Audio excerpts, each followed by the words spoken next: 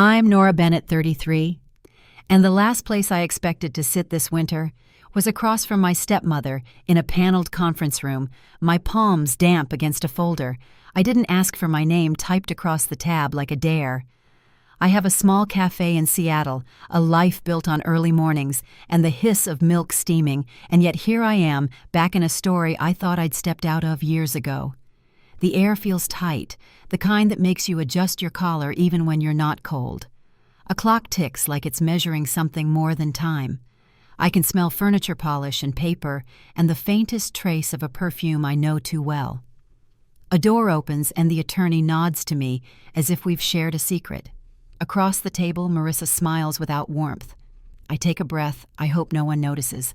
Before I go any further, tell me where you're listening from in the comments. And if you've ever had to hold your ground in a room where you felt outnumbered, tap like and subscribe so we can face this together. I grew up in Portland, in a house that never tried to impress anyone, the kind of place where the porch creaked in the summer and the kitchen always smelled faintly of my mother's hand lotion lavender with a touch of vanilla.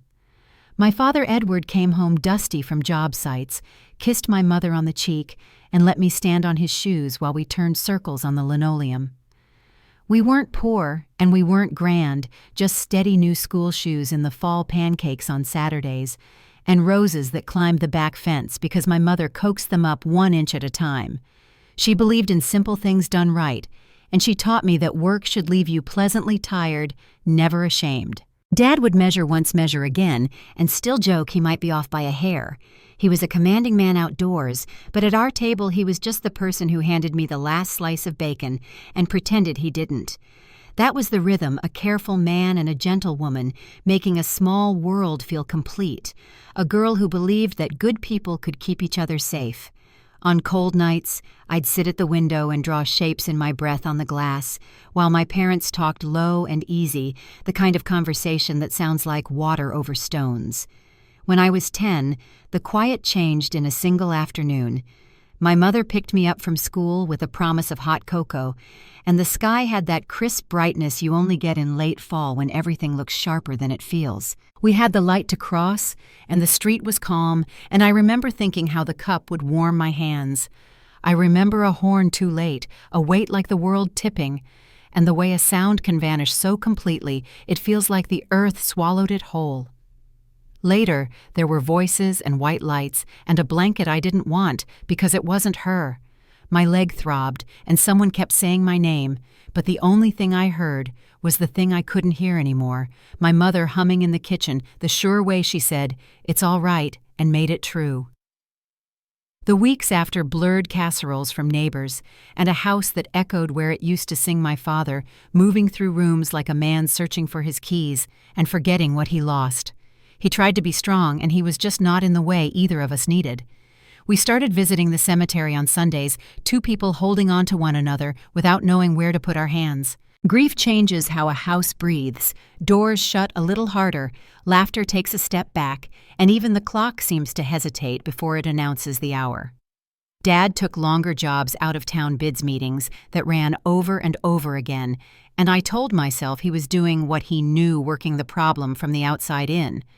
I did my homework at the kitchen table and pretended not to watch the driveway, hoping the headlights meant dinner together and a story about a crooked joist he'd set straight. Sometimes he would take my hand across the table and squeeze like he was checking that I was still there.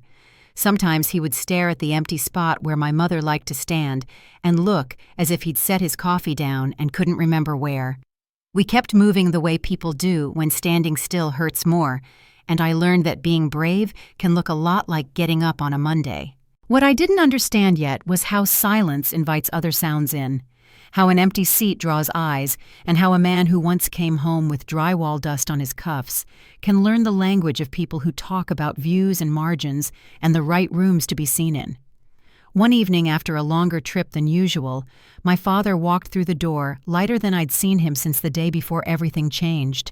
He set his briefcase down and started to say something about a new contact who understood property like he understood concrete. I was old enough to recognize the look, the careful way he tried to sound casual, the hope he was testing in the air.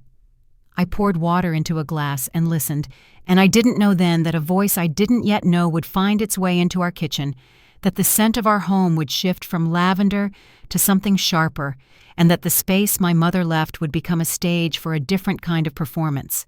When my father first said her name, it was over a dinner that felt unusually cheerful for a Thursday. His tie was loosened, his eyes brighter than I'd seen in years. "I met someone," he said, lightly stirring his coffee as though it were nothing. I watched the way his mouth curved when he spoke, the way a small smile kept tugging at the corner like he was guarding a secret that made him happy. "Her name's Marissa," he added, and the name hung in the air longer than it should have. I didn't say much, just nodded and tried to smile. He looked at me like he wanted me to be glad for him, and I wanted that too, but something inside me felt uncertain, as if a door I didn't know existed had just opened. The first time I met her, he took me to a restaurant downtown. The kind with dim lights, soft jazz, and prices printed so discreetly you almost had to guess. Marissa was already seated when we arrived, polished hair, bright lipstick, a diamond pendant that caught the candlelight every time she turned her head. She stood to greet me, her smile practiced and perfect, her perfume strong enough to fill the small table between us. "You must be Nora," she said, taking my hand like she was about to make a sale. Her nails were done in a soft pink that matched her lipstick exactly. "Your father talks about you all the time." My father chuckled, slightly embarrassed, and I forced a polite smile. She asked about school, my grades. What hobbies I liked, each question precise, as if she were checking boxes on a form. By dessert, I had answered everything she wanted to know, and she'd barely touched her plate. In the weeks that followed, my father seemed lighter, humming in the mornings, shaving before breakfast, leaving for work, with a whistle under his breath. I'd catch him glancing at the phone like he was waiting for a message. Sometimes I'd hear him on late calls, voice soft in a way I'd never heard before. One evening he came home with 2 theater tickets and told me Marissa would be joining us. I smiled, though I wished it was just the 2 of us, like old times Pizza, a movie, his arm around the back of the couch. That night at the theater, I watched them laugh together, the way she leaned toward him, the way he let her touch his arm when she whispered something. I realized I wasn't part of that picture anymore. Not really. 3 months later, he told me they were getting married. It was a quiet Saturday morning, the smell of coffee filling the kitchen when he said it, as if it were the most natural thing in the world. "You'll love her, Nora. She brings life back into this house." I wanted to believe him. I wanted to believe that maybe she could bring some color back into the rooms that still felt haunted by my mother's absence. But when Marissa moved in, it wasn't life that filled the house, it was control. The first thing she did was repaint. Every wall went from warm cream to stark white. The rose-patterned curtains my mother had sewn were replaced by heavy silk drapes that shut out the sunlight. The family photos that lined the hallway disappeared one by one, replaced with abstract art framed in gold. The scent of lavender that always lingered from my mother's garden was buried under a sharp, musky perfume. Even the old rug in the living room, my mother's favorite, faded but soft, was rolled up and taken away without a word. At first she was careful. She smiled often, made sure to include me in conversations at dinner, asked about my friends. But it didn't take long for her tone to change. Small comments slipped out, each one polite enough to pass for kindness if you weren't listening closely. "You're so quiet," she'd say. "It's hard to tell what you're thinking." Or, "Your father works so hard, Nora. Maybe you could do a little more around the house, help take the pressure off him." I wanted to believe she meant well, but her eyes told another story. By the time Grant was born, everything revolved around her. The house became a revolving door of guests, business partners, investors, friends with expensive shoes, and louder laughter than I'd ever heard at our dinner table. My father, once content in jeans and flannel, began wearing pressed suits even on Sundays. They threw parties that filled every room with strangers, drinking champagne and talking about developments and market forecasts. I'd slip away to my room after the polite introductions, closing the door, just to hear myself think. When Paige came along 2 years later, I was 16, and the gulf between us was wide enough to feel permanent. My father was always somewhere else traveling, working, attending charity galas. Marissa's attention had narrowed to her own little world, perfectly photographed and displayed for everyone to see. When I did cross her path, it was only to be reminded how much I didn't belong. "Paige just adores dresses," she said once, watching her daughter twirl in the foyer. "You should try to be more like her. She's barely 3 and already loves looking her best." I looked down at my old sweatshirt, suddenly aware of the coffee stain near the cuff. She smiled, satisfied with the sting she'd left behind. It wasn't just words. It was the way she'd rearranged things in my room when I was out, the way my favorite books vanished from the shelf, or how the photo of my mother somehow found its way into a storage box in the attic. Once, when I forgot to rinse a glass in the sink, she sighed loudly enough for the whole kitchen to hear. "Your father works too hard to come home to a mess, Nora," she said, wiping the counter in long, deliberate strokes. "It's not a good look for a young woman to be careless." I bit my tongue and nodded. My father noticed, at least I think he did. There were moments, quick glances across the dinner table, the half-start of a sentence that died when Marissa walked into the room. He never confronted her, never asked me outright how I felt. It was easier, I suppose, to let things stay polished and untroubled. But silence became its own language in that house, and I learned to speak it fluently. By the time I turned 18, the place I'd once called home felt like a museum I wasn't allowed to touch. The laughter, the warmth, even the small imperfections that made life feel real, they'd all been replaced by something shiny and cold. I started keeping a suitcase half-packed under my bed. When the acceptance letter from the University of San Francisco arrived, I didn't tell anyone for 2 weeks. Then one afternoon, I found my father in his office talking with Marissa about a summer property trip to Hawaii. I waited until she stepped out to take a call. "Dad," I said quietly. "I got in. Full scholarship." He looked up, surprised, then proud, and finally a little sad. "That's wonderful, Nora," he said, standing to hug me. His arms were still strong, familiar. "You'll do great things." Marissa came back into the room before we could say more. "What's wonderful?" she asked, smiling too sweetly. My father told her, and she tilted her head. "San Francisco." "That's so far. Are you sure that's wise?" I left 3 weeks later. My father helped load my bags into the trunk, and Marissa handed me a small envelope with a gift card inside, smiling as if it were generous. We hugged in the foyer, brief, polite. "Call when you settle in," he said, but his eyes were already elsewhere. I nodded, climbed into the car, and drove away from the house without looking back. That first night, in a tiny studio above a laundromat, I lay awake listening to the hum of dryers below. The radiator clanged, the walls were thin, but the space was mine. No musky perfume, no heavy drapes, no staged smiles. Just quiet, honest quiet. I didn't know it yet, but that distance would stretch for years. And the next time I saw that house, the world inside it would be unrecognizable. The first night in San Francisco was the kind that clung to the air fog drifting through the window, the faint rumble of the streetcar, the metallic hum of the city. My studio was hardly bigger than my old bedroom, but it was mine. The radiator ticked in the corner, and the scent of detergent from the laundromat below seeped through the floorboards. I sat on the edge of the mattress and listened to the quiet. For the first time in years, it didn't sound like an accusation. It sounded like beginning again. Money was tight, but the scholarship covered tuition, and the rest was up to me. I worked mornings at the bakery 3 blocks from campus, starting at 5. The ovens blasted out waves of heat, and by sunrise the whole street smelled of butter and coffee. In the evenings, I bussed tables at a small Italian restaurant off Polk Street, a place with creaky floors and regulars who tipped in crumpled bills. My hands were always dry from washing dishes, my feet sore by the end of the night, but it was a kind of exhaustion that felt honest. I called home a few times in those early months. The phone would ring long enough for me to think no one would answer, and then my father's voice would come through, warm but cautious. We never spoke long. He'd ask about school, my health, if I was eating enough. I'd ask about work. We both pretended that everything was fine. Once or twice I thought I heard Marissa's voice in the background, clipped and impatient, and he'd lower his tone before ending the call. "We'll talk soon," he'd always say. But soon had a way of stretching farther each time. When I graduated, I didn't take the corporate job everyone expected.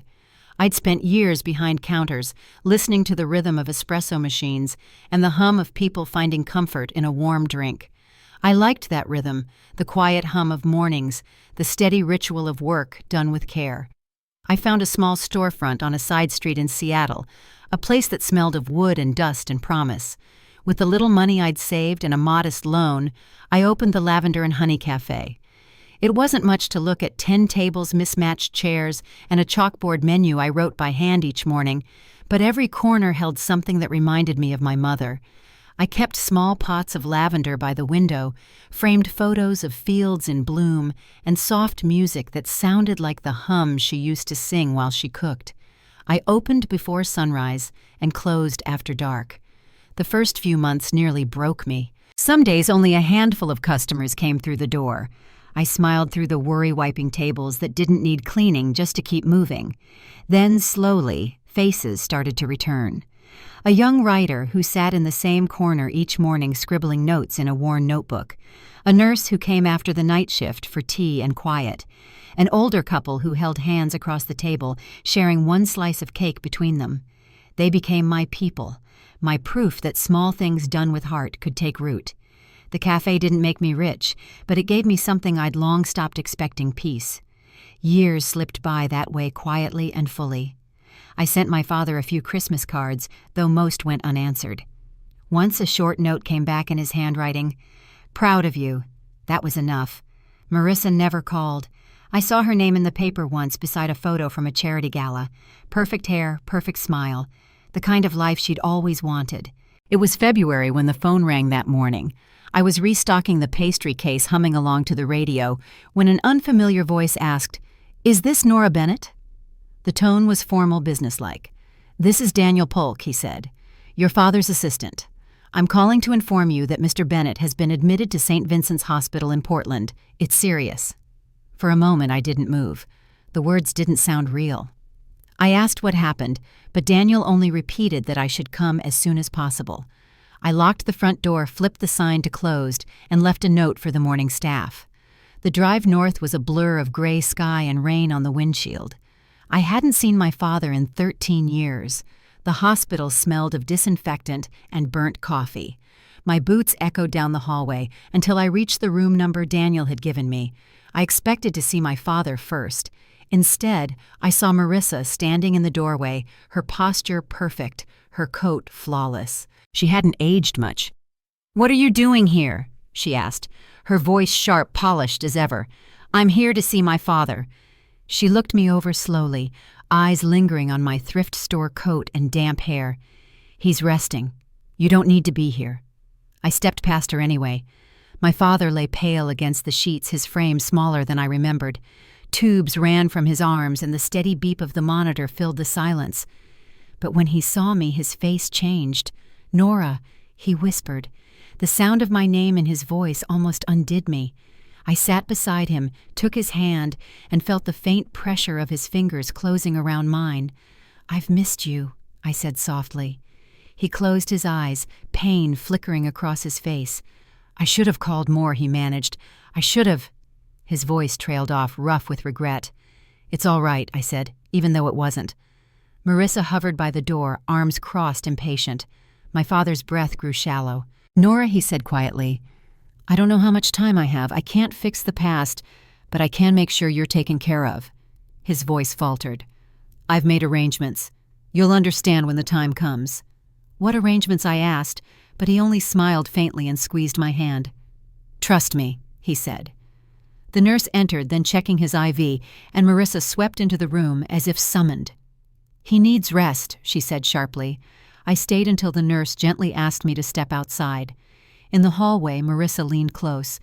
"Don't think showing up now makes you part of this family again," she hissed. "When the will is read, you'll see exactly where you stand." I said nothing. There was nothing left to say.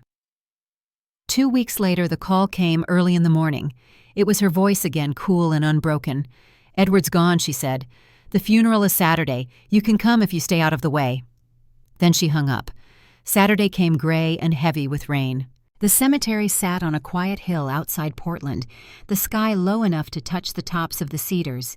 I stood at the back away from the crowd of black coats and umbrellas. Marissa stood at the front, her hat wide-brimmed, her expression composed. Grant and Paige were beside her, their faces calm, practiced for the photographers who might appear. Not once did she turn toward me. When the service ended, the guests drifted away. I waited until the last car left before walking toward the fresh mound of earth. I wanted a moment alone, a chance to say goodbye without her there, but I heard the sound of heels on gravel.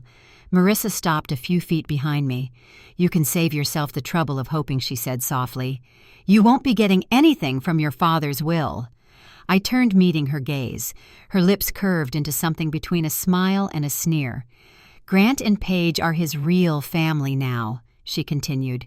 "You were just a reminder of a past he wanted to forget." "That's not true," I said quietly. "Believe what you want," she replied, turning away. "The lawyer's office is Monday at 10. Wear something appropriate." I stayed until the wind picked up brushing cedar needles from the headstone. "I don't care about the money," I whispered. "I just wish we'd had more time." That night I barely slept. The words from the hospital replayed in my mind. "I've made arrangements. Trust me." Marissa thought she'd already won. Maybe she had. But something deep inside me refused to believe my father would leave me with nothing. Whatever he'd done, whatever he'd planned, I had to see it through. And when Monday morning came, I put on my black dress, tied my hair back, and walked into that lawyer's office ready to hear exactly what my father meant when he said, "Trust me." The lawyer's office was in an old brick building downtown, the kind with frosted glass doors and brass handles worn smooth from years of use. The air inside smelled faintly of paper and lemon polish. I arrived 10 minutes early, dressed in a black dress that hung a little looser than I remembered. My palms were damp. The receptionist looked up from her desk, offered a polite smile, and pointed me toward a conference room at the end of the hall.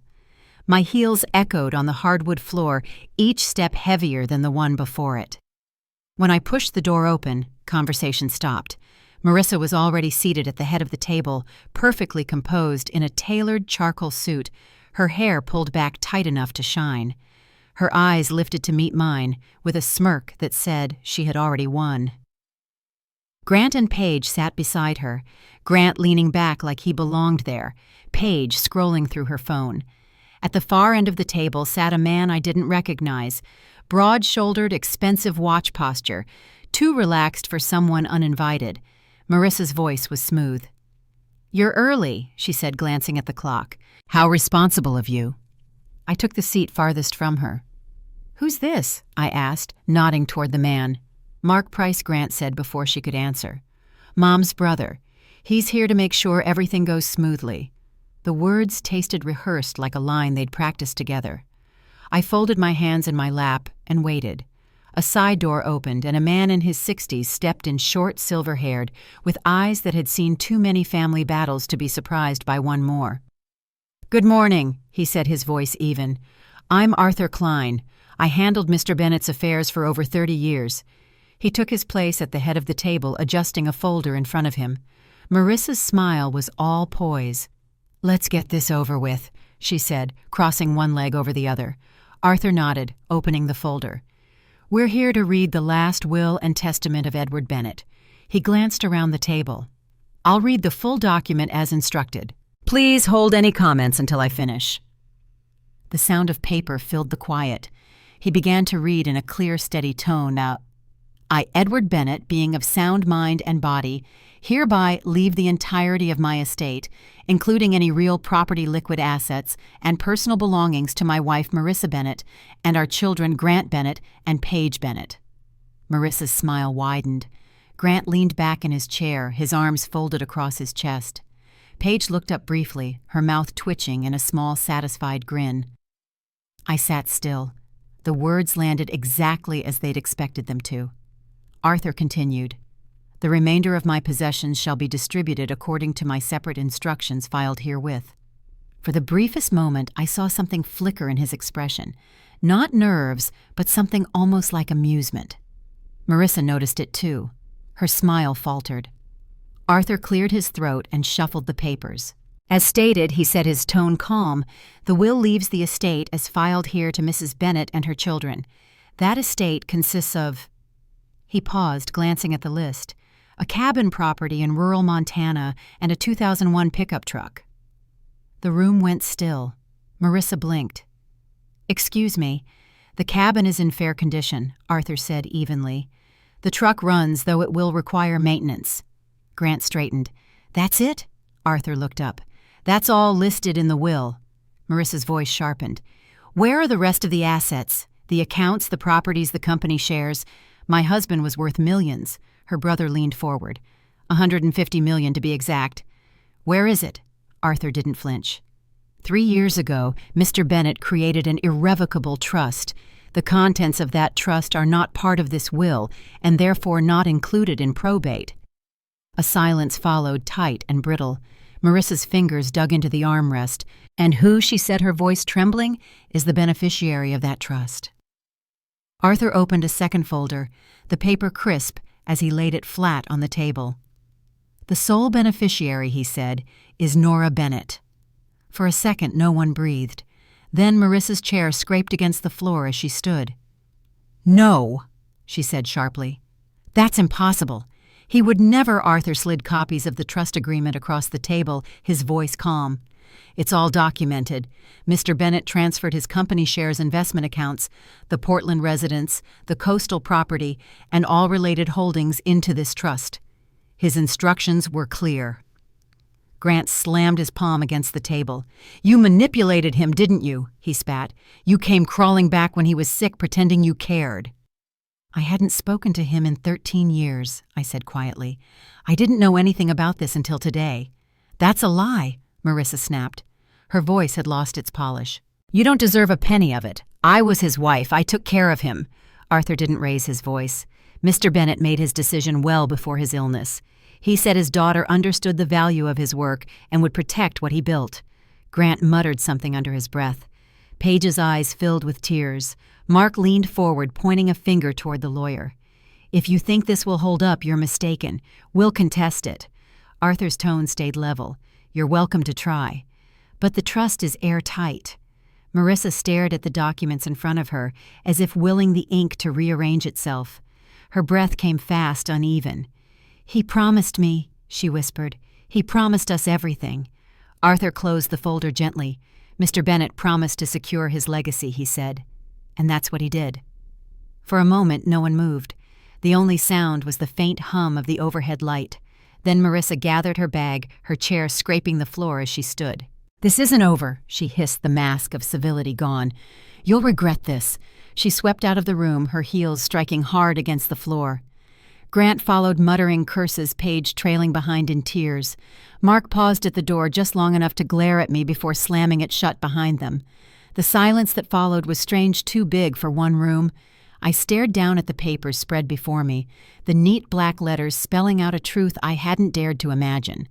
Arthur gathered the documents, stacking them with practiced care. It's a lot to take in, he said gently.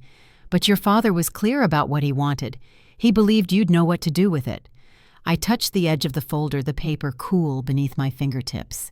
He really thought I could handle this. Arthur nodded. He told me once, she's the only one who understands what it costs to build this. She'll protect it. For a long moment, I couldn't speak. The image of my father's hand in the hospital, his faint smile when he said, "Trust me," came back so clearly it hurt. "Thank you," I said softly. Arthur rose and offered a small nod. He'd be proud of you. When I stepped out of the building, the winter light hit the pavement, pale and cold. I stood there for a minute, the sound of traffic distant, the world still moving, as if nothing had changed. But something had. I looked up at the pale sky, breathed in the chill air, and started walking back toward the small life I'd built on my own. By the time I reached my car, I knew exactly where I was going next. The place where everything had begun, the one thing my father would have understood completely home in the truest sense of the word. And waiting for me there behind the front window of a small cafe in Seattle was a sign I'd written myself, lavender and honey open. When I left the lawyer's office, the winter air felt sharper than before, though maybe that was just the weight finally lifting. I stood on the sidewalk for a while, watching the clouds move low across the Portland skyline. It didn't feel real yet. My father's company, his properties, his investments, all of it now belonged to me. I didn't feel victorious. I felt something closer to quiet disbelief, the kind that makes you take smaller steps, because the ground suddenly feels unfamiliar.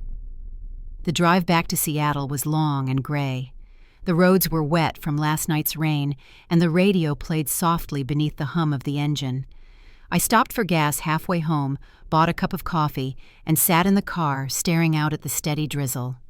My father had trusted me with everything he'd built, but I had no idea where to start.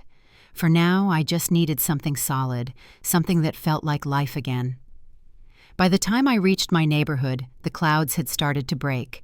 The first thing I saw when I turned onto Pine Street was the pale blue awning of my cafe, Lavender and Honey. The windows glowed faintly from the morning light, and a couple of regulars were already waiting out front with paper cups in hand. I parked, unlocked the door, and stepped inside. The familiar smell of coffee and baked sugar wrapped around me like a blanket. For the first time in days, I could breathe. I flipped the sign to open and tied on my apron. The small crowd trickled in, nurses coming off a night shift, the writer who always took the back corner, the older couple who shared a muffin like it was a ritual. Their voices filled the space with warmth. I took orders, refilled the pastry case, and smiled when I didn't have to. When the rush slowed, I wiped down the counter and glanced toward the small potted lavender plant by the register. The sunlight caught the leaves, turning them silver at the edges. A soft bell rang as someone walked in. It was Daniel Polk, my father's assistant. He looked tired but kind, holding a small folder tucked under his arm. "Miss Bennett," he said quietly, "I thought I might find you here." I poured him a coffee before he even asked. "You can drop the miss," I said. "Nora's fine." He smiled faintly. "Arthur wanted me to give you these." He slid the folder across the counter. "A detailed list of your father's accounts, properties, and current staff at Bennett Construction. He also asked that I help you transition into ownership if you'd like." I hesitated before opening it. "You worked with him for years, didn't you?" "Since before your mother passed," he said, his voice softening. "He was proud of you, Nora. He talked about you often these last few years, even if he didn't call." The words caught me off guard. I nodded, not trusting myself to speak. Daniel sipped his coffee and waited. After he left, I sat at one of the tables and opened the folder. The pages were neat, organized, the kind of order my father always demanded. There were lists of employees, project outlines, upcoming bids, even a letter from Arthur recommending I meet with the board before the end of the month. I traced the first line of my father's handwriting on a note attached to the top. "Do something meaningful with it." For the next few weeks, I tried to do just that. I met with Arthur and Daniel almost every other day, learning about assets I never knew existed. There were properties in Oregon, Montana, and along the coast, all maintained by managers who had worked for my father for decades. The main construction company ran smoothly under its executive team, but everyone wanted to know what I planned to do. I didn't have an answer yet. Each morning, I opened the cafe as usual. I refused to let it close even when the meetings piled up. It kept me grounded. I still brewed the first pot of coffee myself, wiped down tables, and listened to stories from customers who had no idea anything in my life had changed. I'd go from kneading dough to reviewing legal documents in the back office flour still dusting my hands. It was chaotic, but somehow comforting. One afternoon, after another long day of signatures and phone calls, I found myself standing in my father's old office downtown. The space looked exactly as he'd left it. Polished desk-framed blueprints, the faint scent of cedar from the shelves. The sunlight hit the floor in a long stripe that reached the edge of the window. For a long moment, I just stood there taking in the silence. When I finally sat down at his desk, I noticed a single drawer locked on the right side. I found the key in the top tray where he used to keep spare pens. Inside was a sealed envelope with my name written on it. The handwriting was unmistakable, strong, slanted the same as on every note he'd ever left on the kitchen counter. My hands shook as I opened it. Inside was a single sheet of paper folded neatly. "Nora," it began, "I wish I had been braver sooner. I can't give you back the years we lost, but I can give you the tools to build the future you deserve. Trust yourself. I always did." The words blurred for a moment. I closed the letter carefully, slid it back into the envelope, and placed it in the drawer where I'd found it. I sat there until the light shifted across the floor and the city outside turned gold. Over the next few months, I worked with the company board to stabilize operations. The employees were kind, professional, and careful around me, too careful sometimes. I visited every site, met with every team, and tried to understand how the business felt from the inside. The more I learned, the more I realized how much of my father's integrity still lingered there, built into the way his people talked about him. Meanwhile, news of the inheritance spread faster than I expected. Articles appeared online about the estranged daughter turned sole heir. I ignored them, focusing instead on what mattered. Marissa didn't reach out. Neither did Grant or Paige. I heard through Arthur that they'd moved out of the Portland house and that Marissa had sold the Montana cabin within a month. I didn't ask where she went. One evening, Daniel called to check in. "How's everything on your end?" he asked. "Busy," I said, "but manageable." He paused. "Your father once said you had her strength. I think he meant your mother." The mention of her name pulled something loose in me. I thanked him and hung up, then stepped outside to lock up the cafe. The street was quiet, the city humming low in the distance. The air smelled faintly of rain and lavender from the pots by the door. I stood there for a while, watching the light fade. My father had left me everything, but what he really gave me was something far simpler, the chance to choose my own peace. Inside, the last lamp glowed softly over the counter. I turned the sign to closed and whispered the same words he'd told me that day in the hospital. "Trust me." Then under my breath, I answered him for the first time. "I do." And though I didn't know what the future would look like yet, I knew the next step would lead somewhere he'd be proud of. Spring came slowly that year. The air in Seattle stayed cool, and mornings began with a gray mist that clung to the streets before giving way to thin sunlight. I kept the cafe open through it all, the rhythm of brewing coffee and greeting regulars grounding me, while the rest of my life shifted in ways I still hadn't fully absorbed. The trust was settled, the accounts were in my name, and yet it still felt like I was borrowing someone else's story. Arthur called often, checking in about the company's transition. Bennett Construction continued running smoothly under its managers, but he reminded me that sooner or later I'd need to take a more public role. "Your father's name carries weight," he said during one meeting. "People will want to know the person behind it now." I nodded, knowing he was right, though. Part of me resisted the thought of standing in his place. I'd spent years carving out a quiet existence, one where no one looked to me for anything more than a cup of coffee or a smile. It was Daniel who helped bridge the distance. He invited me to the Portland office a few weeks later for an employee gathering, nothing formal, just an introduction. "They should see you as you are," he said, "not some headline." I drove down on a Saturday, unsure what to expect. The office was buzzing when I arrived, sunlight streaming through the tall windows, the sound of laughter mixing with the tap of computer keys. Daniel greeted me at the door, guiding me toward a group of staff who had been with the company since its earliest days. Most of them were older than me, the kind of people who carried decades of hard work in their eyes and hands. They told stories about my father, how he'd bring coffee to the job sites himself, how he'd once driven through a snowstorm just to deliver equipment on time. Their memories softened the version of him I'd held on to for so long. For the first time in years, I didn't feel like an outsider looking in on his world. Afterward, Daniel led me to my father's office again. The same scent of cedar lingered, and sunlight glinted off the framed blueprints on the wall. "There's one more thing," he said, handing me a small box. Inside was a simple silver key.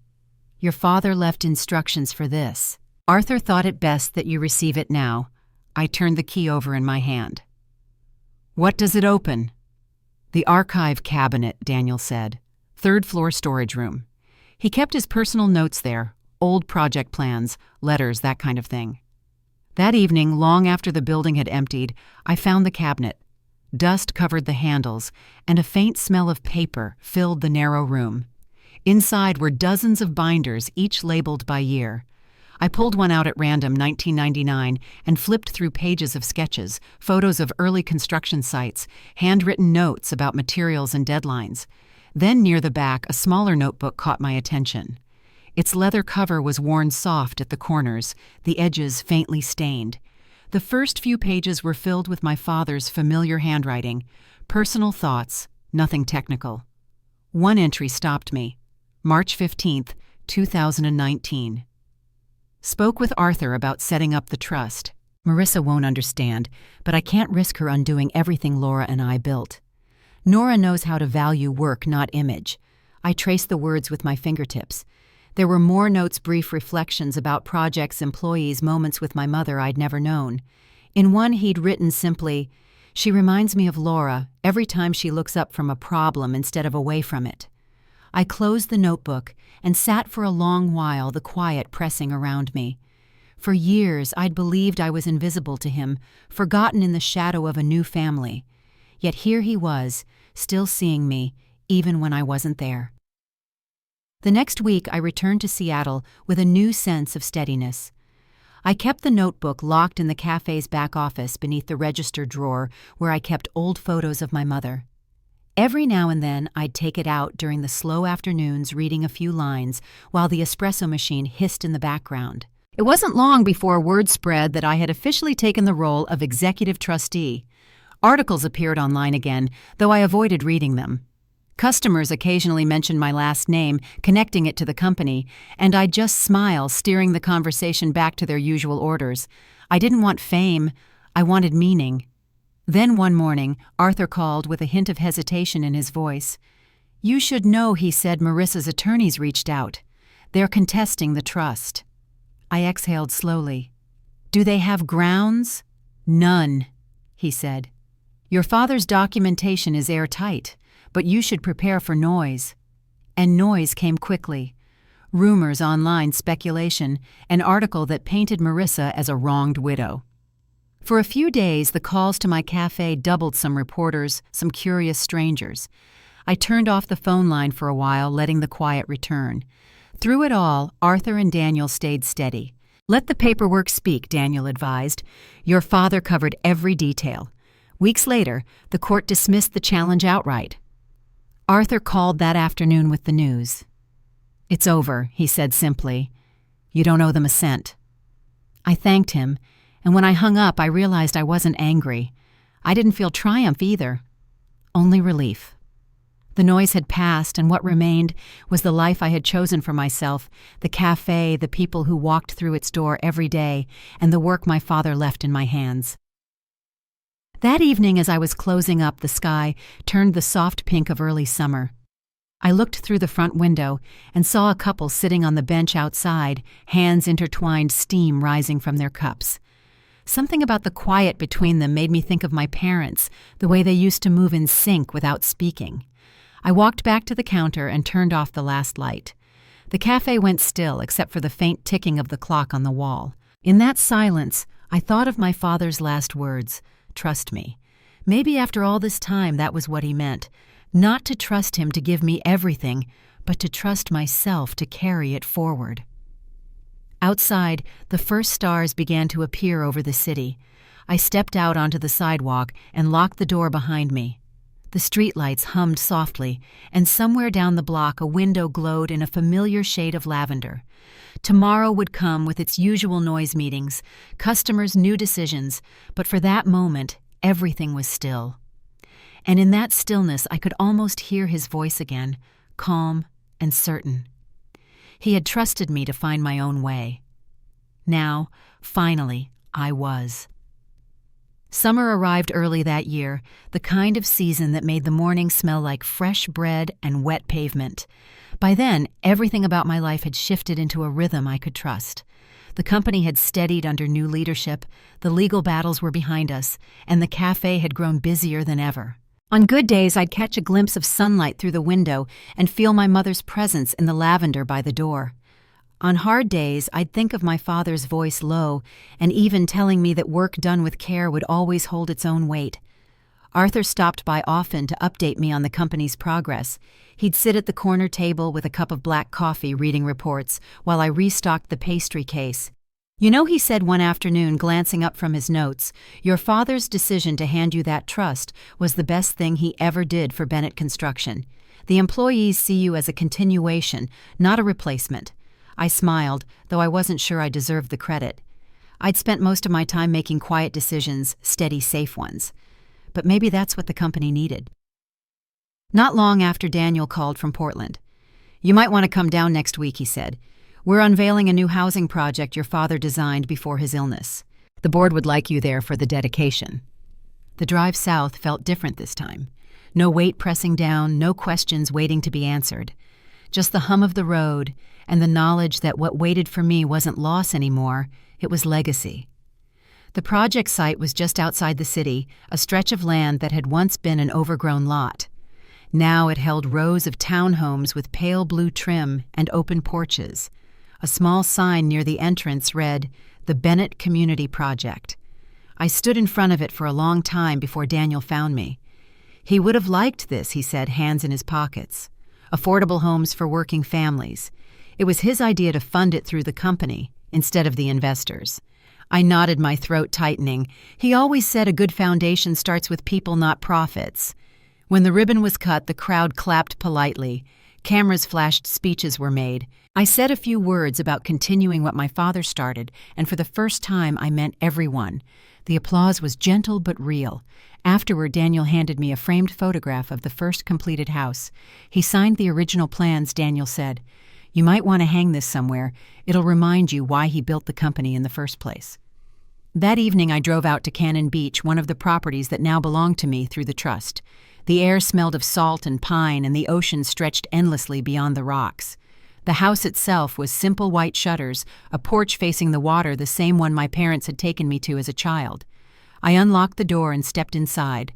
The floorboards creaked softly, the kind of sound that made the house feel alive. I set the framed photo on the mantel and opened the windows, letting the sea air rush through. I spent the weekend there sorting through old boxes and faded photos. Most of them were from before Marissa entered our lives. Pictures of my mother in the garden, my father lifting me onto his shoulders, birthday cakes covered in uneven frosting. Each one felt like a page I'd forgotten to finish reading. In a small envelope tucked inside a photo album, I found another note in my father's handwriting.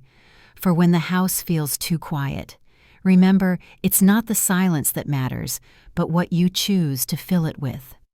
The next morning, I walked down to the shoreline. The tide was low, leaving long ripples of wet sand that shimmered under the early light. For a moment, the world felt still enough to hear my heartbeat. I thought about the girl I'd been, the one who left home at 18, terrified, but certain she had to go. I thought about the years that had followed, the jobs, the loneliness, the slow climb towards something resembling peace. Standing there, I realized that every step, every wound had led me here. Back in Seattle, life fell into balance again. The cafe continued to grow, and so did the team running the company in Portland. I visited once a month, keeping an eye on projects and checking in with Daniel. He'd become a friend as much as an advisor, someone who understood what my father had seen in the bigger picture. He was planning to retire early, Daniel told me once. He wanted to spend more time here, maybe help you expand the cafe. He was proud of how you built something from nothing. It took a while before I stopped measuring my days by what I'd lost and started measuring them by what I had left. One afternoon, as I locked up the cafe, a young woman stopped me on the sidewalk. "Excuse me," she said, glancing up shyly. "Are you Nora Bennett?" I nodded, unsure where it was going. "My husband works at Bennett Construction," she said. "He told me about the trust you run and the scholarship program you're planning. We just wanted to say thank you. He's been with the company 10 years and it feels different now. People feel valued again." Her words settled somewhere deep. I smiled and wished her a good evening, watching as she walked away, hand resting lightly on the curve of her belly. Later that night, I sat alone in the cafe with the lights dimmed, a stack of papers spread across the table. They were plans for a new initiative, one that would fund apprenticeships for students interested in the trades, just like the workers who had helped build my father's company from the ground up. The idea had started as a conversation with Arthur, but now it was real. I wrote the title carefully across the top page, "The Bennett Foundation for Skilled Futures." The hum of the refrigerator filled the silence. Outside, rain streaked the windows, the kind of steady rhythm that made the world seem softer. I thought again of my father's note, the one about the quiet, and understood what he meant. The silence wasn't empty anymore. It was full of everything we'd built from it. Before heading home, I stood at the counter looking out through the glass. The lavender pots by the door swayed gently in the wind. Somewhere down the street, a car passed its headlights, casting a brief wash of gold across the sidewalk. I whispered his words once more, not as a promise, but as something certain. Trust me. And for the first time, I realized he already had. The road ahead was mine now, and I knew the next chapter would start not with grief, but with the quiet kind of pride that grows when you finally become who someone believed you could be. The first anniversary of my father's passing arrived quietly, the kind of day that slips in without asking for attention. Seattle was calm, the rain soft enough to feel more like memory than weather. I closed the cafe early, turned the lights low, and sat by the front window with a cup of tea that had long gone cold. Outside, the streetlights flickered on, one by one, glowing against the mist. It had been a full year since everything changed, the will, the trust, the silence that followed. Marissa never contacted me again. Arthur mentioned she sold the last of her properties and left Portland for somewhere in Arizona. Grant and Paige had both gone off to college, and though we hadn't spoken, I wished them well in my quiet way. Some things are better left in peace. That evening I drove out to the coastal house my father had loved so much. The sky cleared just as I reached the shore. The air smelled of salt and cedar, and the ocean spread out silver under the moonlight. I carried a small bouquet of lavender and set it on the porch railing. For a long moment I stood there listening to the waves, thinking about the years that had come between us, the choices, the distance, and the fragile thread that had somehow found its way back before it was too late. Inside, the house looked much as it had before. His old coat still hung on the hook by the door, the one with sawdust caught in the seams. On the mantel, the framed photo from the company dedication sat beside a candle I'd brought months earlier. I lit it and watched the flame flicker its reflection trembling against the glass. I found myself speaking softly the way people do when they're not sure who might be listening. "You did what you could," I said, "and I'm trying to do the same." The words felt simple but right. For so long I'd carried questions about his love, his choices, and what they'd meant for me. Now I understood that his way of making amends wasn't in the money or the trust it was in, believing that I could build something worth keeping. The wind rattled the windows, and somewhere in the distance a gull cried out. I sat down in his old chair, the leather worn smooth from years of use, and opened the notebook I'd found in the office months before. The pages still smelled faintly of cedar. I turned to the last entry and smiled. If she ever reads this, tell her she has everything she needs already. I stayed there until the candle burned low. Before leaving, I slipped one of the lavender sprigs between the notebook's pages and closed it gently. Then I locked the door behind me and stood on the porch, letting the ocean wind wrap around me. For the first time, the house didn't feel like a monument to what was gone. It felt alive again, quiet, yes, but whole. The next morning, I was back at the cafe before sunrise. The sky over Seattle glowed pale pink, and the street was still half asleep. I brewed the first pot of coffee, turned on the music, and flipped the sign to open. The air filled with the scent of lavender and sugar, the same way it had the day I first opened the doors. One by one, the regulars drifted in, the nurse from the night shift, the writer with her notebook, the older couple who always split a muffin. Later that afternoon, a young man approached the counter holding a resume printed on cream paper. "I heard you're hiring," he said, a little shy. His hands were rough, like someone used to real work. I smiled and gestured toward an empty stool. "Sit down," I said. "Let's talk." As he told me about his background, construction jobs, odd shifts, long commutes, I realized something small but certain. My father's legacy wasn't sitting in some boardroom or portfolio. It was here in the people willing to build, to learn to start over. That was the kind of inheritance no one could fight over. When the day ended, I locked up and stood outside for a moment, watching the lights fade across the street. The lavender pots by the door brushed against my sleeve as I turned the key. I thought of my mother's hands planting them, of my father's voice, telling me to trust myself, of the strange, winding road that had led me here. Life doesn't always offer neat justice. Sometimes it gives you a quiet one, the kind that arrives after the noise, after the anger, when all that's left is truth. My father's truth had taken years to find, but it was here now, steady as the earth beneath my feet. I looked through the cafe window once more, the soft glow spilling onto the sidewalk, and whispered the words that had followed me all this way. Trust me. Only this time, they weren't his. They were mine. Thank you for listening to my story.